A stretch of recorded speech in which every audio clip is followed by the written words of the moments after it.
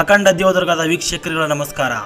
ಲೋಕಸಭೆ election survey, ಬಿಜೆಪಿಗೆ bumper number ಕೊಟ್ಟ ಸಮೀಕ್ಷೆ, ಕರ್ನಾಟಕದಲ್ಲಿ ಕಾಂಗ್ರೆಸ್ ಕಥೆ ಏನು? ಸ್ನೇಹಿತರೆ, ಕಳೆದ ಲೋಕಸಭೆ ಚುನಾವಣೆಯಲ್ಲಿ ರಾಜ್ಯದ ಬಹುತೇಕ ಎಲ್ಲ ಸ್ಥಾನಗಳನ್ನು ಗೆದ್ದು ಬೀಗಿರುವ ಬಿಜೆಪಿ ವಿಧಾನಸಭೆ ಚುನಾವಣೆಯಲ್ಲಿ ಮುಗ್ಗರಿಸಿತ್ತು. ಆದರೂ ಈ ಚುನಾವಣೆಯಲ್ಲಿ ಮತ್ತೆ ಗೆಲ್ಲುವ ಬಣ ತೊಟ್ಟಿದ್ದು ರಾಷ್ಟ್ರ ನಾಯಕರನ್ನು ಕಣಕ್ಕಿಳಿಸಿದೆ. ಇದೇ ವೇಳೆ ಹಲವು ಸಮೀಕ್ಷೆಗಳು ಬಿಜೆಪಿ ಪರವಾಗಿ ಬರುತ್ತಿವೆ. ಇತ್ತೀಚಿನ ಎಬಿಪಿ ನ್ಯೂಸ್ ಮತ್ತು ಸಿ ವೋಟರ್ ಚುನಾವಣಾ ಪೂರ್ವ ಸಮೀಕ್ಷೆಯು ಮುಂಬರುವ ಲೋಕಸಭೆ ಚುನಾವಣೆಯಲ್ಲಿ ರಾಷ್ಟ್ರೀಯ ಪ್ರಜಾಸತ್ತಾತ್ಮಕ ಮೈತ್ರಿಕೂಟಕ್ಕೆ, ಅದರಲ್ಲೂ ವಿಶೇಷವಾಗಿ ಭಾರತೀಯ ಜನತಾ ಪಕ್ಷಕ್ಕೆ ಮಹತ್ವದ ಸ್ಥಾನವನ್ನು ಗಳಿಸಲಿದೆ ಎಂದು ಹೇಳಿದೆ. ಬಿಜೆಪಿ ಮತ್ತು ಜೆಡಿಎಸ್ ಸ್ಪರ್ಧಿಸಿರುವ 28 ಕ್ಷೇತ್ರಗಳಲ್ಲಿ 23 ಸ್ಥಾನಗಳನ್ನು ಪಡೆಯುವ ನಿರೀಕ್ಷೆ ಇದೆ ಎಂದಿದೆ. ಎಬಿಪಿ ನ್ಯೂಸ್ ಮತ್ತು ಸಿ ವೋಟರ್ ಅಭಿಪ್ರಾಯ ಸಂಗ್ರಹದ ಪ್ರಕಾರ ರಾಜ್ಯದ 28 ಲೋಕಸಭಾ ಕ್ಷೇತ್ರಗಳ ಪೈಕಿ ಬಿಜೆಪಿ ಜೆಡಿಎಸ್ ಮೈತ್ರಿಕೂಟವು ಬರೋಬ್ಬರಿ 23 ಸ್ಥಾನಗಳನ್ನು ಪಡೆಯುವ ನಿರೀಕ್ಷೆ ಇದೆ ಎಂದು ಅಂದಾಜಿಸಿದೆ. ಇದರ ಜೊತೆಗೆ ಉಳಿದ 5 ಕ್ಷೇತ್ರಗಳನ್ನು ಕಾಂಗ್ರೆಸ್ ಗೆಲ್ಲುತ್ತದೆ ಎಂದು ಅಂದಾಜಿಸಿದೆ. ಬಿಜೆಪಿ 25 ಕ್ಷೇತ್ರಗಳಲ್ಲಿ ಕಣಕ್ಕಿಳಿದಿದೆ. ಅದರ ಮೈತ್ರಿ ಪಕ್ಷ ಜೆಡಿಎಸ್ಗೆ 3 ಸ್ಥಾನಗಳನ್ನು ಬಿಟ್ಟುಕೊಟ್ಟಿದೆ. ಬಿಜೆಪಿ ಜೆಡಿಎಸ್ ಮೈತ್ರಿಕೂಟದ ಸ್ಥಾನ ಹಂಚಿಕೆಯನ್ನು ಬಿಟ್ಟರೆ ಬಿಜೆಪಿ ಒಂಟಿಯಾಗಿ 21 ಸ್ಥಾನಗಳನ್ನು ಪಡೆಯುವ ನಿರೀಕ್ಷೆ ಇದೆ. ಜಾತ್ಯತೀತ ಜನತಾ ದಳ 2 ಕ್ಷೇತ್ರಗಳನ್ನು ಗೆಲ್ಲುವ ನಿರೀಕ್ಷೆ ಇದೆ.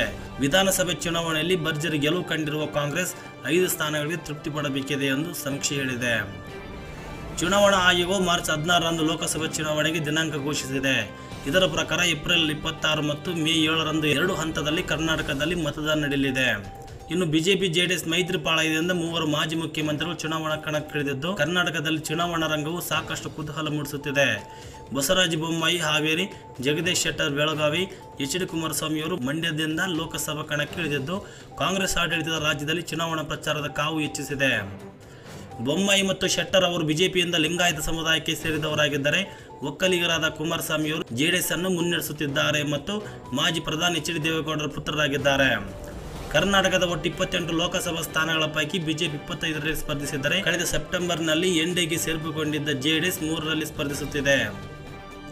ಮತ್ತೊಂದೆಡೆ ಕಾಂಗ್ರೆಸ್ ನಾಯಕರು ಲೋಕಸಭಾ ಚುನಾವಣೆಯಲ್ಲಿ ವಿಧಾನಸಭಾ ಚುನಾವಣೆಯ ಗೆಲುವನ್ನು ಮುಂದುವರಿಸುವ ವಿಶ್ವಾಸ ವ್ಯಕ್ತಪಡಿಸಿದ್ದಾರೆ. ಈ ಬಾರಿಯ ಚುನಾವಣೆಯಲ್ಲಿ ಕಾಂಗ್ರೆಸ್ ಒಟ್ಟು 28 ಲೋಕಸಭಾ ಸ್ಥಾನಗಳ ಪೈಕಿ ಕಾಂಗ್ರೆಸ್ 22ರಲ್ಲಿ ಗೆಲುವು ಸಾಧಿಸಲಿದೆ ಎಂದು ಮುಖ್ಯಮಂತ್ರಿ ಸಿದ್ದರಾಮಯ್ಯ ಹೇಳಿದ್ದಾರೆ. ಉಪಮುಖ್ಯಮಂತ್ರಿ ಡಿ.ಕೆ. ಶಿವಕುಮಾರ್ ಕೂಡ 20ಕ್ಕೂ ಹೆಚ್ಚು ಸ್ಥಾನಗಳನ್ನು ಗೆಲ್ಲುವ ವಿಶ್ವಾಸದಲ್ಲಿದ್ದಾರೆ. ಕಾಂಗ್ರೆಸ್ ವಿಶ್ವಾಸಕ್ಕೆ ತಕ್ಕಂತೆ ಲೋಕ್ ಪೋಲ್ ಈ ದಿನ ಪೋಲ್ ಟ್ರ್ಯಾಕ್ಟರ್ ಸಮೀಕ್ಷೆ ಕಾಂಗ್ರೆಸ್ ಪರವಾಗಿ ಫಲಿತಾಂಶ ನೀಡಿವೆ.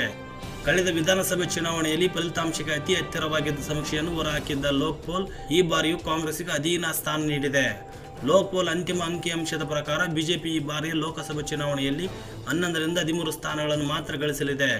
ಕಾಂಗ್ರೆಸ್ 15ರಿಂದ 17 ಸ್ಥಾನಗಳನ್ನು ಗಳಿಸಲಿದೆ. ಈ ಸಮೀಕ್ಷೆಗೆ ಒಂದು ಲೋಕಸಭಾ ಕ್ಷೇತ್ರದಿಂದ 1350 ಮಾದರಿಗಳನ್ನು ತೆಗೆದುಕೊಳ್ಳಲಾಗಿದೆ. ಸ್ನೇಹಿತರೆ, ನಾವು ಕೊಡುತ್ತಿರುವ ಸುದ್ದಿ ನಿಮ್ಗೆ ಇಷ್ಟವಾದರೆ ವಿಡಿಯೋ ಲೈಕ್ ಮಾಡಿ, ಶೇರ್ ಮಾಡಿ, ತಪ್ಪದೆ ನಿಮ್ಮ ಅಭಿಪ್ರಾಯಗಳನ್ನು ಕಾಮೆಂಟ್ ಮಾಡಿ.